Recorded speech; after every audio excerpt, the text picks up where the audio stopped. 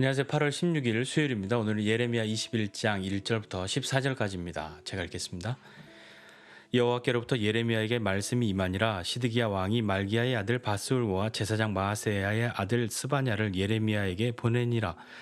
바벨론의 느부갓네살 왕이 우리를 친히 청컨대 너는 우리를 위하여 여호와께 간구하라. 여호와께서 혹시 그의 모든 기적으로 우리를 도와 행하시면 그가 우리를 떠나리라 하니 예레미야가 그들에게 대답하되 너희는 시드기야에게 이같이 말하라. 이스라엘의 하나님 여호와께서 이와 같이 말씀하시되 보라 너희가 성 밖에서 바벨론의 왕과 또 너희를 애워싼 갈대아인과 싸우는 데 쓰는 너희 손의 무기를 내가 뒤로 돌릴 것이요 그것들을 이 성 가운데에 모아 드리리라. 내가 든 손과 강한 팔 곧 진노와 분노와 대노로 친히 너희를 칠 것이며 내가 또 사람이나 짐승이나 이 성에 있는 것을 다 치리니 그들이 큰 전염병에 죽으리라 하셨다 하라. 여호와의 말씀이니라. 그 후에 내가 유다의 왕 시드기야와 그의 신하들과 백성과 및 이 성읍에서 전염병과 칼과 기근에서 남은 자를 바벨론의 느부갓네살 왕의 손과 그들의 원수의 손과 그들의 생명을 찾는 자들의 손에 넘기리니 그가 칼날로 그들을 치되 측은히 여기지 아니하며 긍휼히 여기지 아니하며 불쌍히 여기지 아니하리라 하셨느니라. 여호와께서 말씀하시기를 보라 내가 너희 앞에 생명의 길과 사망의 길을 두었노라.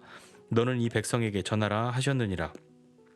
이 성읍에 사는 자는 칼과 기근과 전염병에 죽으려니와 너희를 애워싼 갈대아인에게 나가서 항복하는 자는 살 것이나 그의 목숨은 전리품같이 되리라. 여호와의 말씀이니라. 내가 나의 얼굴을 이 성읍으로 향함은 복을 내리기 위함이 아니요 화를 내리기 위함이라. 이 성읍이 바벨론 왕의 손에 넘김이 될 것이요 그는 그것을 불사르리라. 유다 왕의 집에 대한 여호와의 말씀을 들으라. 여호와께서 이와 같이 말씀하시니라. 다윗의 집이여 너는 아침마다 정의롭게 판결하여 탈취당한 자를 압박자의 손에서 건지라. 그리하지 아니하면 너희의 악행 때문에 내 분노가 불같이 일어나서 사르리니 능히 끌 자가 없으리라. 여호와의 말씀이니라. 골짜기와 평원 바위의 주민아 보라 너희가 말하기를 누가 내려와서 우리를 치리요 누가 우리의 거처에 들어오리요 하거니와 나는 내 대적이라. 내가 너희 행위대로 너희를 벌할 것이요 내가 또 수풀에 불을 놓아 그 모든 주위를 사르리라. 여호와의 말씀이니라. 아멘. 시드기야 왕이 등장합니다. 시드기야 왕이 예레미야에게 제사장을 보내지요. 그래서 제사장을 보내서 우리를 위해서 간구해달라, 기도해달라, 하나님께 구해달라 그렇게 요청합니다. 왜냐하면요, 그 이유는 무엇이었냐면 이제 정말 바벨론이 쳐들어왔잖아요. 느부갓네살 왕이 이제 쳐들어왔으니까 이제 그 시드기야 왕 입장에서는 예레미야가 한 이야기를 시드기야 왕이라고 왜 못 들었겠습니까? 그런데 믿고 싶지 않았고 있을 수 없는 일이라고 생각했던 그 일이 지금 일어난 것이죠. 예루살렘이 어떻게 멸망할 수 있어? 이 성전에 하나님이 계신데 어떻게 이방인들이 침입할 수 있어? 라고 생각하는 그들의 마음 가운데에 이제 정말 그 일이 생겨난 거죠. 그래서 예레미야에게 요청할 때 우리를 위해서 여호와께 간구해라. 여호와께서 혹시 그의 모든 기적으로 우리를 도와서 그렇게 행하신다면 이 바벨론이 우리를 떠날 거다라고 이야기하는 거죠. 그러나 이 사람들은 어떤 사람들입니까? 앞서서 하나님이 예레미야에게 말씀하신 것처럼 야야 예레미야 너 이들을 위해서 간구하지 마. 내가 기도해도 안 들을 거야 라고 말씀하셨잖아요. 심지어는 모세와 사무엘이 와서 기도해도 난 안 들어줄 거야. 그렇게 말씀하지 않으셨습니까? 하나님이 반드시 심판하시겠다고 그렇게 정하시고 그 뜻을 이루시고자 하십니다. 이 사람들은요 이미 앞서서 예레미야가 했던 경고와 심판의 그 메시지를 안 들었죠. 안 들었던 것뿐만 아니라 예레미야를 때리고 가두기도 했고요. 많은 사람들이 예레미야를 조롱하고 생명의 위협을 가했던 그런 일이 있지 않았습니까? 거기에 거짓 선지자들은요 예레미야가 하는 그 말보다 훨씬 그런 멸망이나 재앙이나 심판의 말이 아니라 듣기 좋은 말, 그런 말로 사람들을 유혹하고 사람들에게 이야기했기 때문에 예레미야의 그 선포를 듣지 않도록 그렇게 말하고 싶어서 다른 이야기들도 많이 하지 않았습니까? 어쩌면 시드기야는요 하나님을 향한 참된 믿음으로 나와서 하나님의 도우심을 구하는 것이 아닐 수도 있지 않겠습니까? 왜냐하면요 우리도 뭐 사람이 믿음이 크든 적든 있건 없건 마음이 뭔가 좀 위급하고 어떤 상황에 몰리면 뭐 소위 말해서 지푸라기라도 잡고 싶은 그런 심정이라는 것이지 않습니까? 그래서 혹시 하나님한테도 기도하면 하나님이 들어주지 않을까? 야, 너는 뭘 해보고 너는 뭘 해보고 그 중에 자신들의 어떤 방편 중에 하나처럼 그렇게 하나님 앞에 대신 구해달라 그렇게 말한 것 아니었을까요? 이거라도 하면 뭐라도 좀 되지 않을까 싶은 그런 마음 혹 있지는 않았을까요?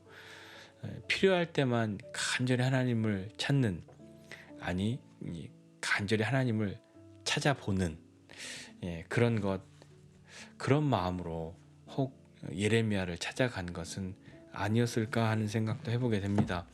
기도라는 것은요, 우리가 이것도 해보고 저것도 해보고 야 이제 더 이상 할 거 없으니까 우리 마지막에 기도라도 해보자, 그렇게 해서 해야 하는 것이 아니라, 기도는 가장 먼저 해야 될 그런 것 아닙니까?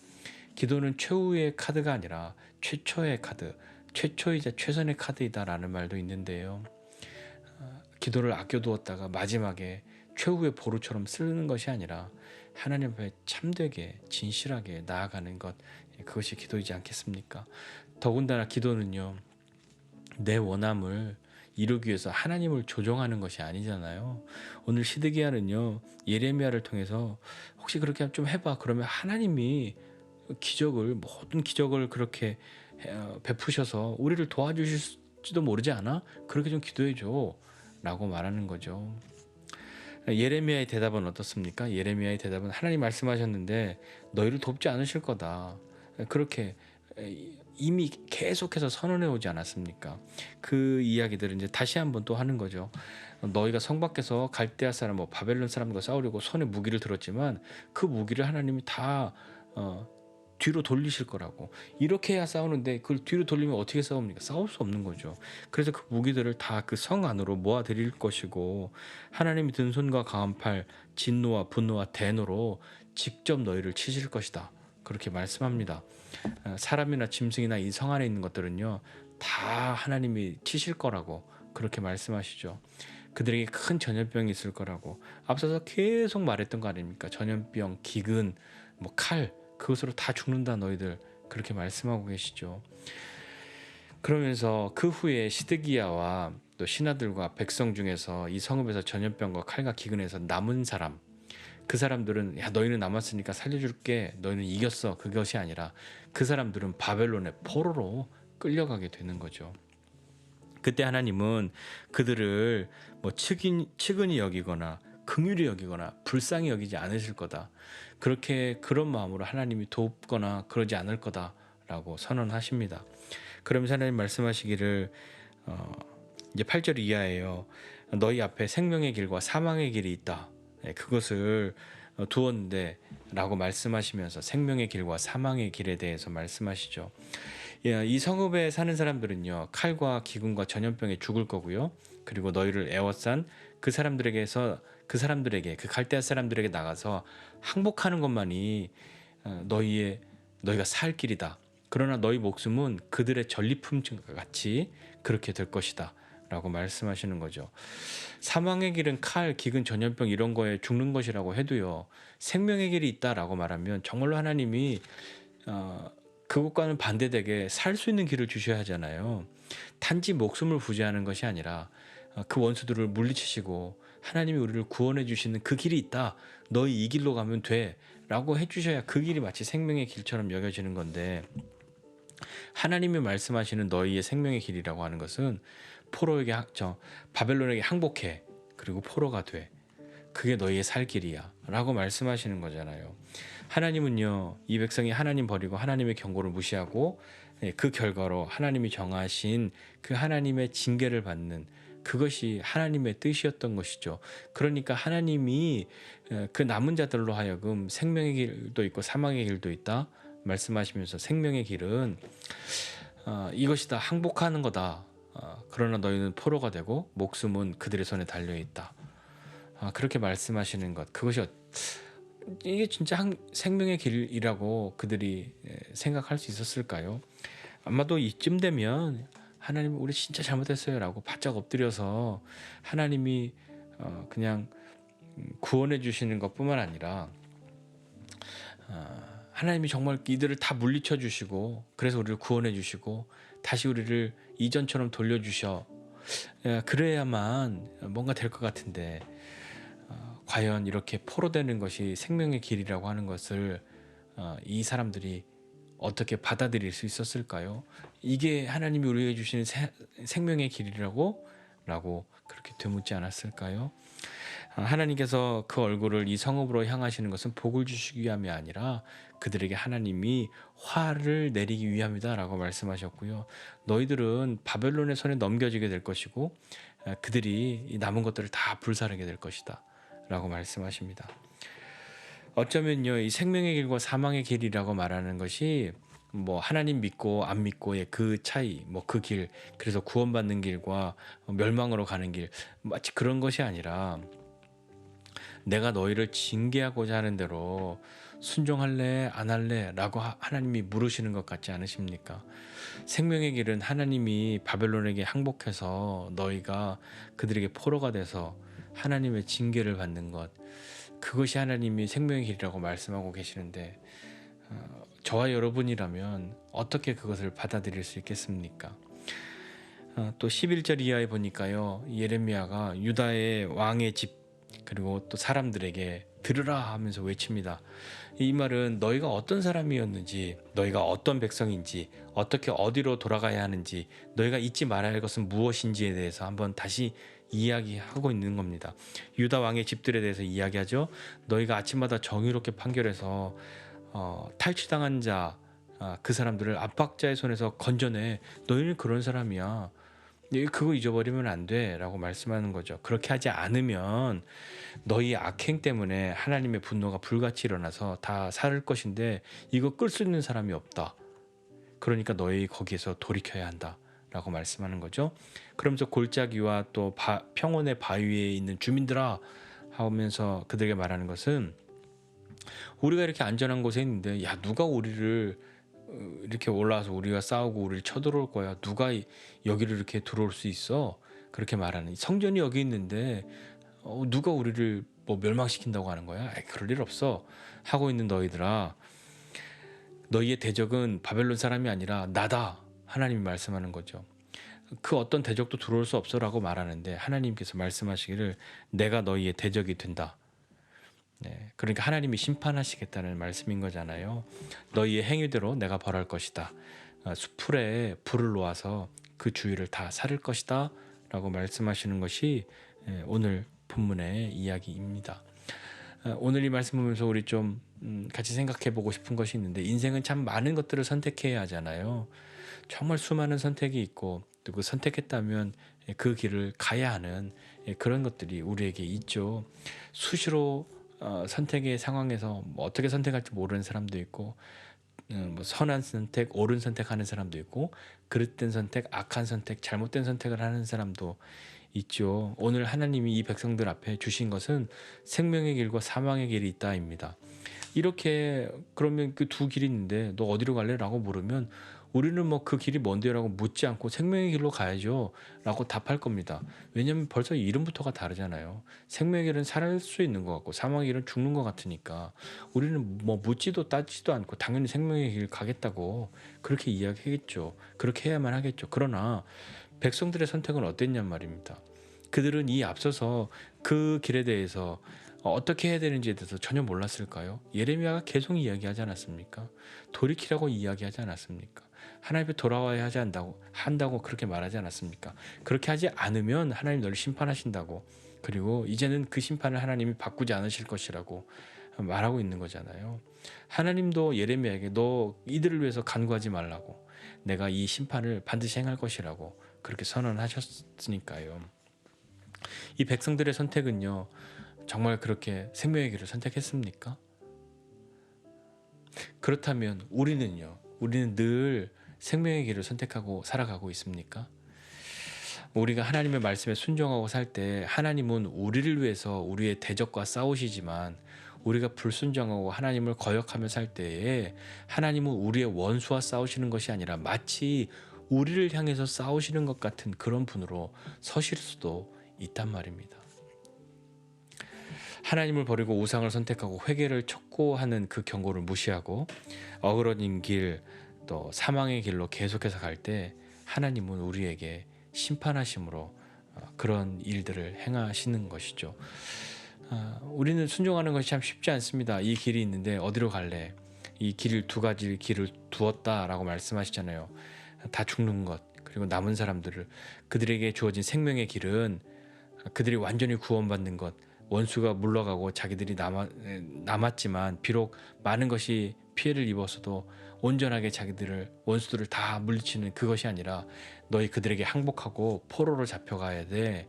그것이 너희의 생명의 길이야 라고 말씀하시는 그것은요, 참 이해되기 어려울 수도 있는 겁니다. 이해하기 어려울 수도 있는 거죠. 그렇기 때문에 이거 진짜 하나님 뜻인가? 라고 생각할 수도 있죠. 우리는 순종할 때 왜 순종하기 어렵냐? 왜 순종 못하겠냐? 난 믿음이 없어서요. 이렇게 말하기도 하지만 때로는 도대체 하나님의 뜻이 이해가 되지 않기 때문에 순종 못하겠습니다 라고 말할 수도 있습니다.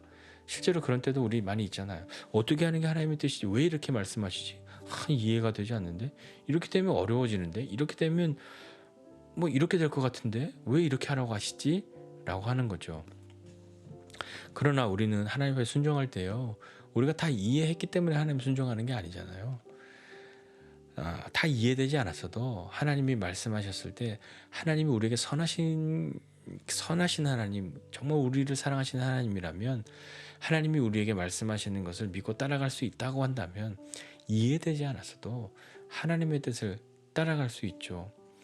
이해되지 않았지만 이해했기 때문에 순종하는 것이 아니라, 순종하고 나면 하나님의 뜻이 무엇인지 나중에 깨달아지지 않을까요? 그런 경험들이 우리에게 있지 않습니까? 생명의 길을 가는 것은요, 오늘 이 사람들이 이게 생명의 길이라고? 라고 되물을 수 있지만, 오늘 하나님은 이 남은 사람들을 징계하심으로 다시 이들을 회복시키시고 하나님과 교제하는 하나님의 백성으로 다시 살리시기를 위하는 것이 이들을 살리는 길임을 하나님은 아시는 거죠. 그렇게 이 백성들을 하나님께서 인도하신단 말입니다. 때로 내가 원하는 것 때로 되지 않아도 시드기야가 이렇게 해서 이들 다 물리쳐달라고, 그렇게 기도해달라고 말하는 대로 하나님이 하시지 않는다고 해서 하나님이 우리를 버리셨어, 우리를 사랑하지 않아, 우리를 구원해줄 다른 걸 찾아야지 라고 하는 것이 아니라, 하나님이 우리에게 말씀하시고 또 우리를 이끄시는 그 하나님은 생명의 길로 우리를 이끄신다는 것을 믿고 나아간다면, 하나님의 말씀에 귀를 기울이고 이해되지 않았어도, 이해했기 때문이 아니라 나는 뭐 대단한 믿음을 가지고 있기 때문에 뭐든지 할 수 있어가 아니라, 하나님이 우리를 위해서 하시는 그 일은 선하시다 하는 것을 믿는 그 믿음으로 하나님의 말씀을 듣고 순종하는 그런 사람 되어서 사망의 길로 가는 걸음, 그 걸음을 빨리 가는 사람이 아니라 생명의 길로 가는 저와 여러분 모두가 되시기를 주님의 이름으로 축복합니다. 기도하겠습니다. 하나님 아버지의 은혜와 사랑을 감사드립니다. 하나님, 우리 인생 가운데 일어나는 많은 일들, 때로 이해되지 않는 것들이 너무 많고, 왜 주님을 믿는데, 왜 주님 앞에 살려고, 믿음으로 살려고 이렇게 쓰는데 어려움과 고난이 찾아오는지 잘 이해되지 않을 때도 많이 있습니다. 그러나 주님, 주님께서 이 백성들에게 생명의 길과 사망의 길을 내가 너희 앞에 두었다 라고 말씀하시면서, 우리가 기대하는 생명의 길이 아니라 하나님이 정말 그들을 살리실 그 생명의 길을, 하나님의 뜻이 이루어지는 그 길을 예비하셨는데, 하나님, 참으로 우리가 다 이해했기 때문에 이렇게 되면 하나님 이렇게 하셔서 우리 이렇게 하시겠구나, 이제 난 다 알아 하니까 기꺼이 주님 따라가야지, 그런 날이 오지 않아도 참으로 주님을 신뢰함으로 주님이 우리를 살리시는 분이시라는 것을, 우리를 다시 회복시키시는 분이시라는 것을 믿고 나아가는 믿음의 사람들이 다 될 수 있도록 주님 은혜를 더해 주십시오. 오늘도 우리는 하나님이 우리 앞에 두신 생명의 길 가는 믿음의 사람들 다 되도록 은혜를 더해 주십시오. 감사드리고 예수님의 이름으로 기도드립니다. 아멘.